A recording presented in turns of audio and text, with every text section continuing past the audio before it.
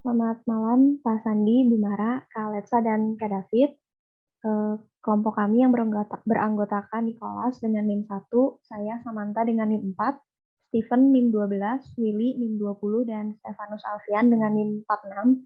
Kami akan mempresentasikan hasil tugas besar yang telah kami rancang. Jadi kami membuat aplikasi event e-sport, terutama untuk Mobile Legends. Kami membuat dua skenario utama, yaitu melihat jadwal dan informasi pertandingan, dan voting untuk player ataupun tim. Kami juga menambahkan skenario tambahan, yaitu untuk live chat dan profile. Kita mulai jalankan aplikasinya.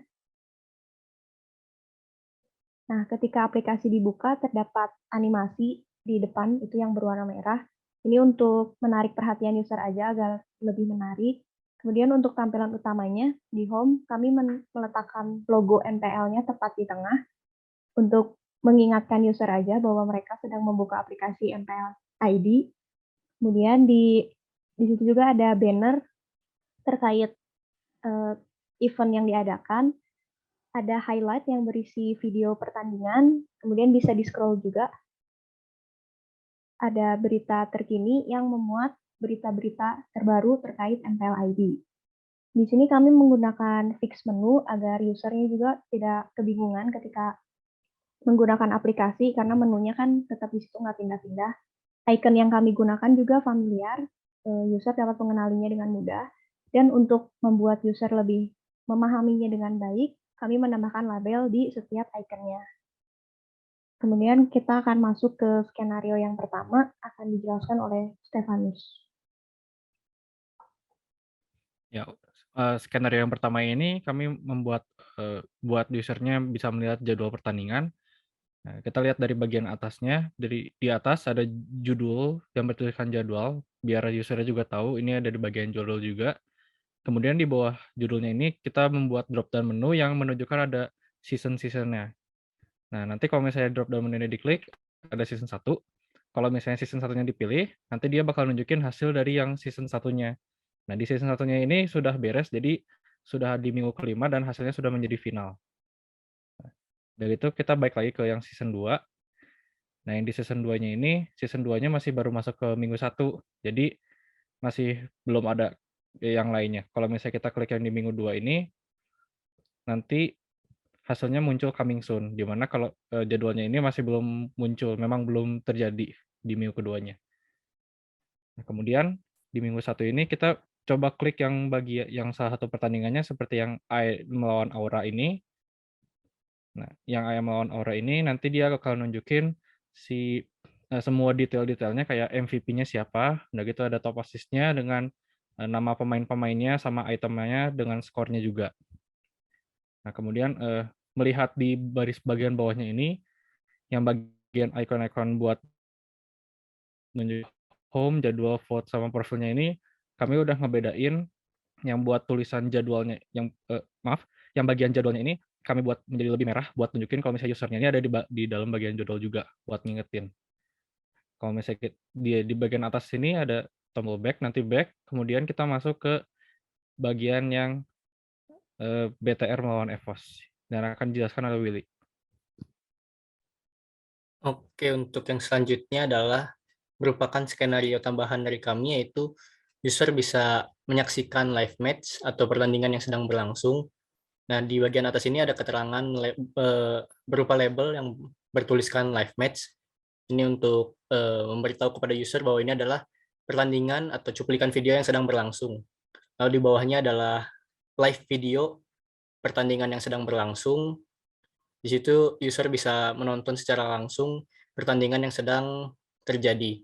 Lalu di bawahnya juga terdapat kumpulan dari komen atau live chat yang sudah dikirimkan oleh user-user, dan itu otomatis akan menuju ke atas sehingga live chat yang terbaru akan muncul di paling bawah. Kemudian di bawahnya ada text field untuk mengirimkan komentar kita atau atau live chat kita, disertai dengan lambang emoticon di sampingnya, bisa juga mengirimkan emot, dan ada icon untuk mengirimkan pesan. Tetapi jika kita ingin mengirimkan pesan atau komentar di live chat ini, kita harus login terlebih dahulu. Misalnya jika kita pencet ikonnya, nah asumsi kami adalah user ini masih belum melakukan login, jadi akan muncul pop-up yang berisikan untuk menyuruh user melakukan login terlebih dahulu. Dan di sini kita langsung saja tekan button login. Nah, login berhasil dan asumsi kami adalah user yang bernama Willy Gaming ini sudah berhasil melakukan komentar atau chat pada live chat dan sudah terdapat di bagian live chatnya yang di paling bawah. Mungkin itu adalah skenario tambahan kami, yaitu untuk menonton live match. Selanjutnya akan dijelaskan oleh teman saya. Selanjutnya kita akan masuk ke skenario voting, di mana skenario voting ini terbagi menjadi dua ya, ada team vote dan player vote. User bisa voting team maupun voting player. Nah, di sini juga ada drop down menu, sama seperti yang jadwal, cuman di sini kegunaannya masih agak berbeda ya.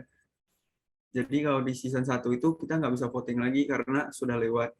Namun kita bisa melihat pemenang dari season 1. Misalnya pemenangnya itu Sally Boy dengan total vote 88.000. Kemudian ada favorit tim RRQ dengan total vote 90.000. Kemudian kita kembali lagi ke season 2. Nah, kita akan coba tim vote-nya. Oh ya, di sini diberikan jarak yang micro white space yang cukup lebar supaya user tidak salah tekan, terutama untuk aplikasi di smartphone karena rentan kan tekan.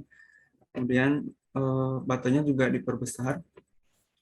Nah, masuk ke ketika kita memilih tim vote, kita akan diarahin ke halaman voting team yang mana terdapat tim-tim yang berpartisipasi di MPLID. Nah, timnya ada Alter Ego, Onyx, dan user tidak perlu ke halaman lain untuk melihat statistik ranking atau statistik total vote dari tim-tim yang bisa di vote. Jadi ditampilkan langsung tepat di bawah timnya. Kemudian untuk voting tim juga user perlu login dulu ya. Misalnya kalau misalnya user belum login, maka akan muncul error message seperti ini. Nah, untuk bagian luar error message-nya itu sengaja digelapkan supaya user lebih konsentrasi untuk membaca error message-nya dan tidak terdistract gitu. Untuk kata-katanya juga kami lebih menggunakan kata-kata yang lebih membuat user menjadi lebih dekat dengan kita. Misalnya, ayo Kak, login dulu biar bisa vote dan dukung tim Kakak. Kemudian asumsi kami ketika klik login ini, user login, kemudian login berhasil, akan muncul notif sebentar, itu login berhasil. Kemudian jika sudah login, user bisa pilih tim mana yang mau di vote. Misalnya Alter Ego, nggak jadi, user bisa cancel dengan tekan bagian luar.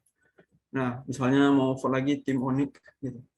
Nah, nanti akan muncul pop-up box konfirmasi voting di mana nanti ditampilkan data-data timnya seperti nama tim, total vote, kemudian logo supaya user bisa lebih yakin dan bisa konfirmasi lagi gitu. Oh, ini tim yang mau saya vote.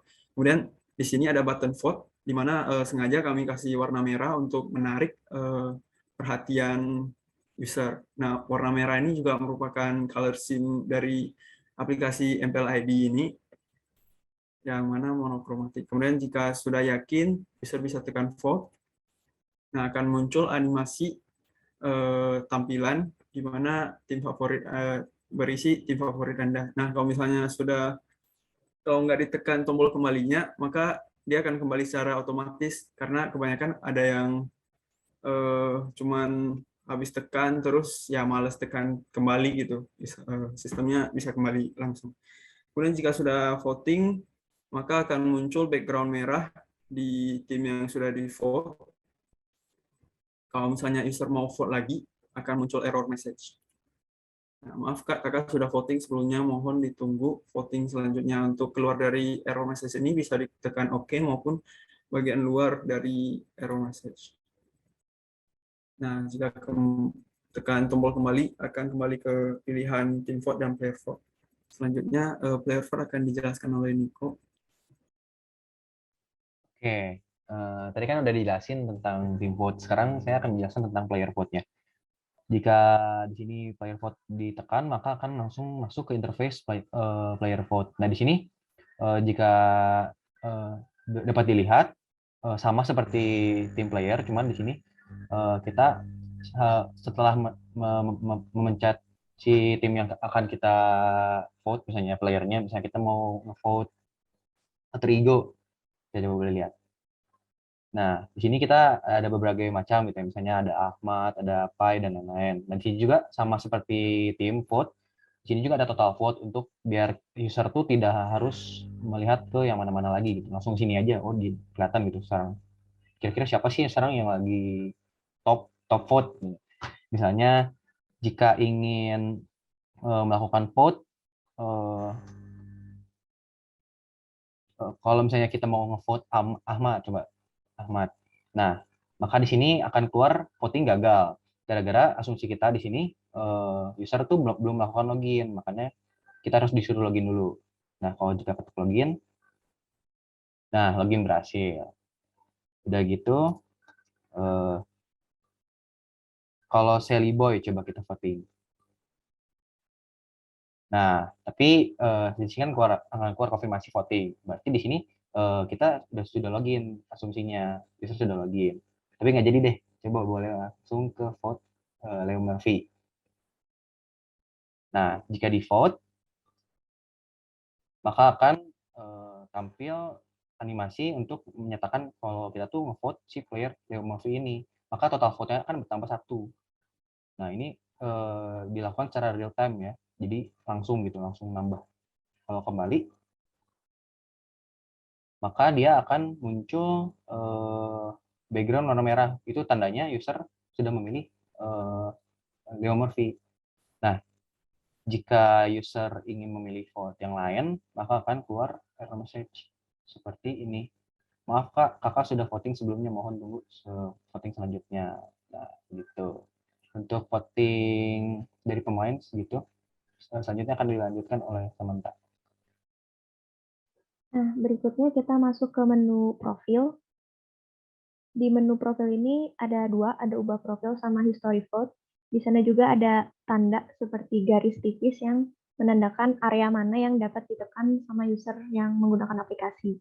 Misalnya kita masuk ke history vote, di situ ikonnya juga icon yang mudah dikenali ya. Nah, di sini ada history, jadi player atau tim apa yang pernah user tersebut pilih. Ini tuh pilihannya, menampilkan pilihannya ada season 1 sama season 2, tapi bukan pemenang dari voting tersebut, cuman yang pernah dipilih aja. Nah, sebagai tambahan aja, untuk semua halaman yang telah kami rancang, kami telah merancang micro white space-nya sedemikian rupa, sehingga user tidak sehingga dapat meminimalisir user, jadi nggak salah tekan. Terus kami juga udah melakukan preview ke handphone, jadi icon-icon yang kami masukkan sudah kami coba dan ukurannya sudah pas. Sekian presentasi tugas besar dari kelompok kami. Terima kasih.